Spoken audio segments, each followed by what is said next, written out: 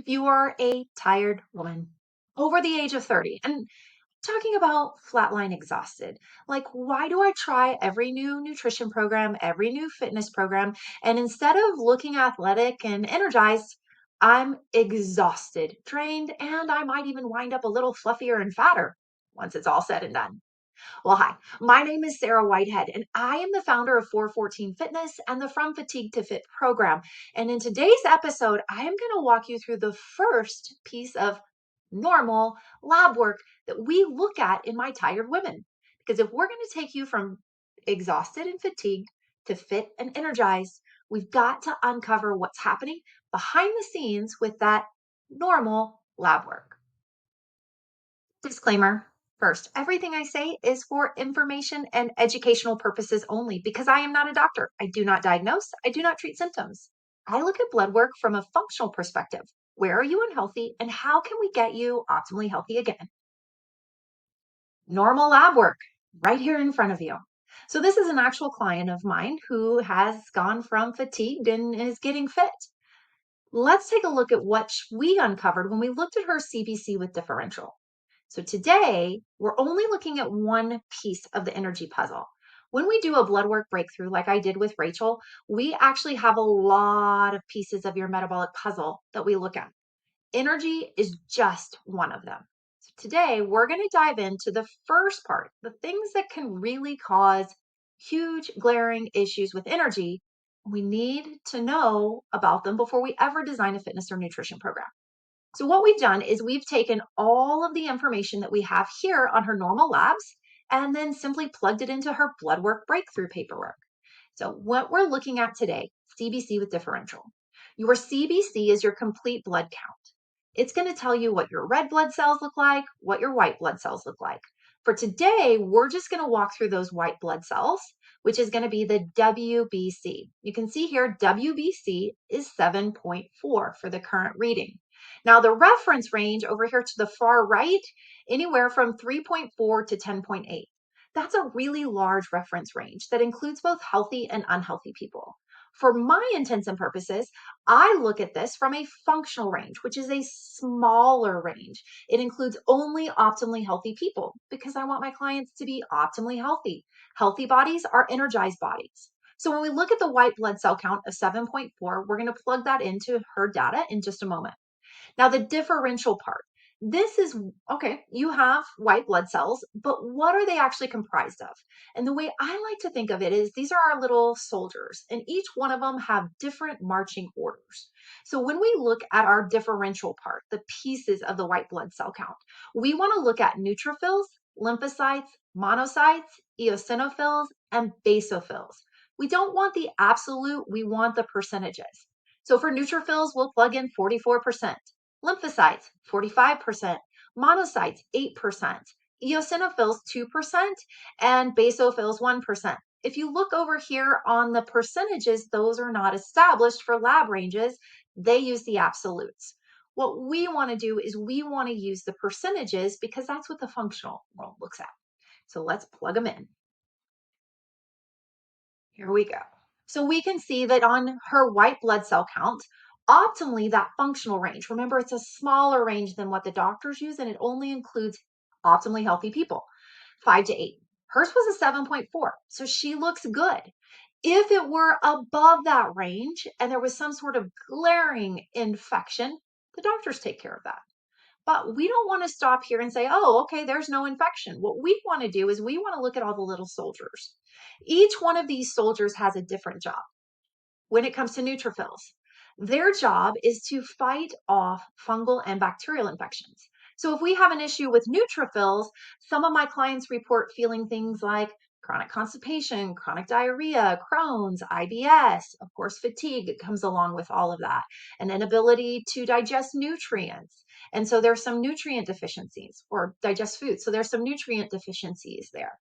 Lymphocytes, their job is to go out and look at viruses. They're going to attack viruses.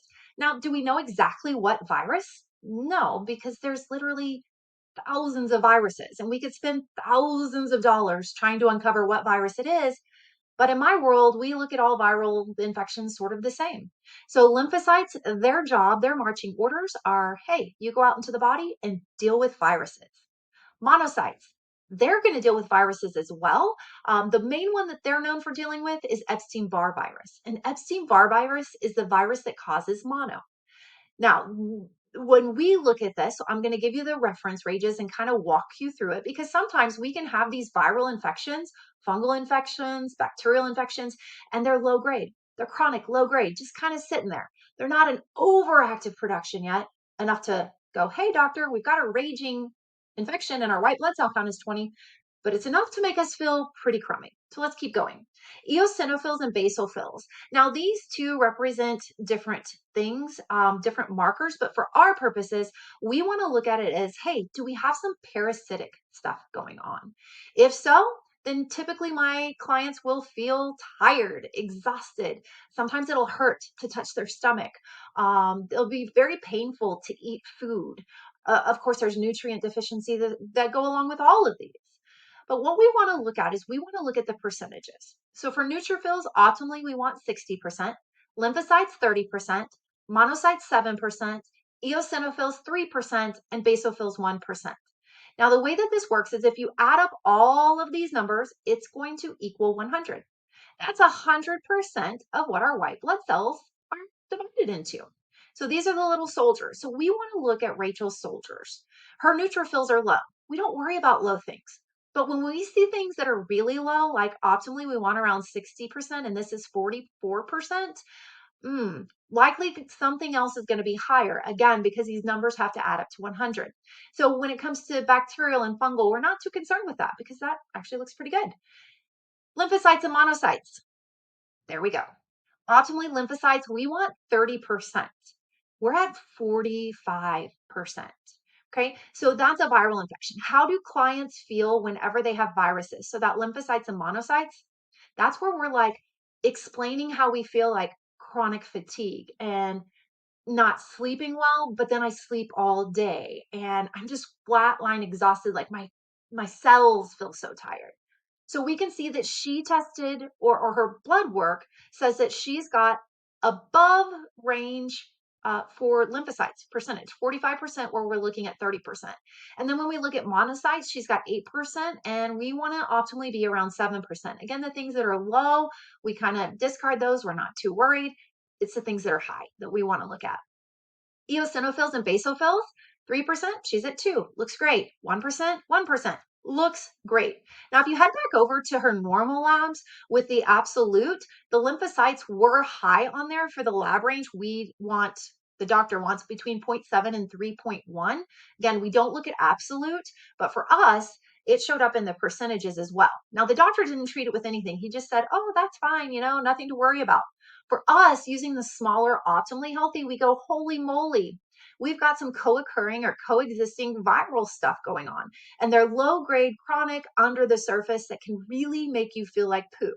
And they just have to be under the surface long enough until finally they explode.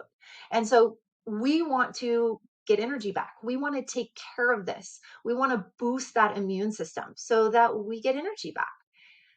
Let's look at this from the monocyte perspective. So with it being an 8, a doctor's not even going to pay any attention to that. They're going to think, oh, no problem, you're good to go. But for a doctor to go, wow, we've got mono, we need that number to be around 14, 15%. So really, really raging. And then what do? They tell you to go home, sleep it off, you're going to be tired, it'll run its course, you'll be fine. Well, we want to be optimally healthy. And people come to me to get in shape, to look fit, to look athletic, and feel like it too. So, this is what we have to address first. Why do we have to address this first? Because when these little bad boys are high or when they're out of range, they're chronic, low grade, under the surface, and they can affect every system in your body. We're talking brain, gut, with digestion. We're talking hormones, skin, you name it. These little critters are just underlying having free range in your body. And when we have lab work that shows we've got some chronic low grade stuff going on, then adding on top of it a ton of workouts and stressful dieting is not going to get you a fit athletic body. It's going to get you drained, exhausted, hurt, sick, all that kind of stuff because your body isn't ready for it yet. So let's go through and talk about the plan that we created for Rachel. Rachel's fitness program. Remember, we're going to take her from fatigue to fit. That's the whole goal. First, we've got to meet her body where it's at. And with those low grade chronic viral infections going on, too much working out too soon can tank her energy, lower her immune system even more, and cause those viruses to overtake her to the point she's no longer healthy. So, what we want to do is we want to use her fitness program to maintain strength and build it if possible, but also help her recover, reset, and rest. From fatigue to fit for Rachel looks like this. We've got 4 workouts a week. 2 of those workouts will be 15 to 30-minute max total body strength training sessions. We'll program one at the beginning of the week and one towards the end of the week. We will also program two 30 to 60-minute leisure walks in zone 1 or zone 2 heart rate. The strength training is going to raise cortisol levels, and remember, with those low grade chronic stuff, she's already got elevated levels. So we want to add in 2 workouts that are going to lower those stress levels. That's where the zone 2 walks come into play. And then, of course, she's got her 14 minutes of daily reset and recover. That could be a daily leisure walk. It could be foam rolling. It could be mobility work. It could even be just taking a hot Epsom salt detox bath.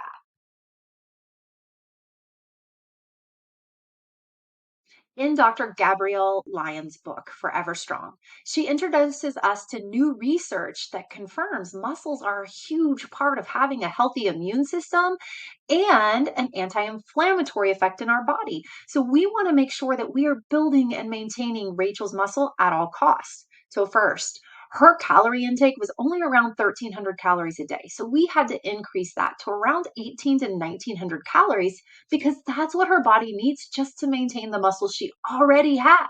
We had to increase that protein from around 100 grams a day to around 135 to 140 grams because amino acids from proteins like chicken and steak are what builds our muscles. Next, we had to increase those carbohydrates because carbohydrates during periods of high stress are actually one of your best friends because they help to counteract that cortisol in your body.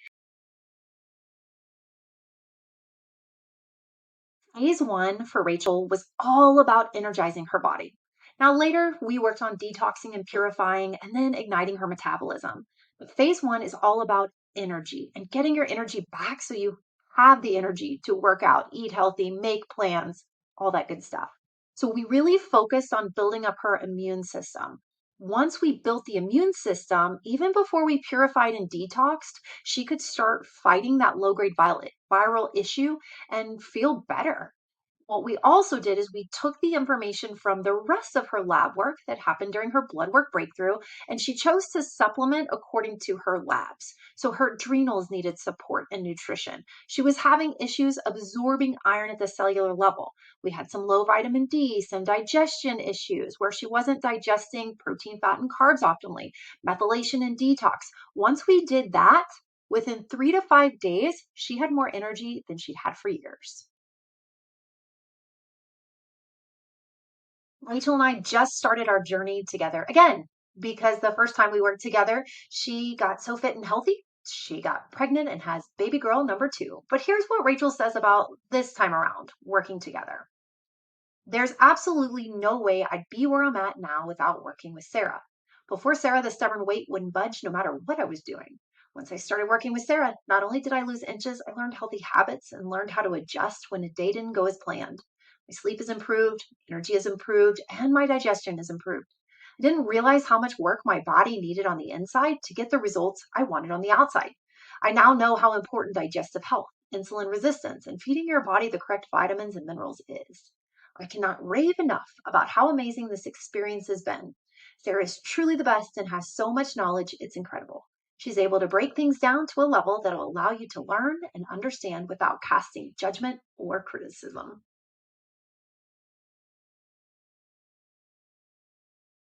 If you're ready to totally geek out on your labs and some at home testing stuff, then join me for my live 3-day masterclass.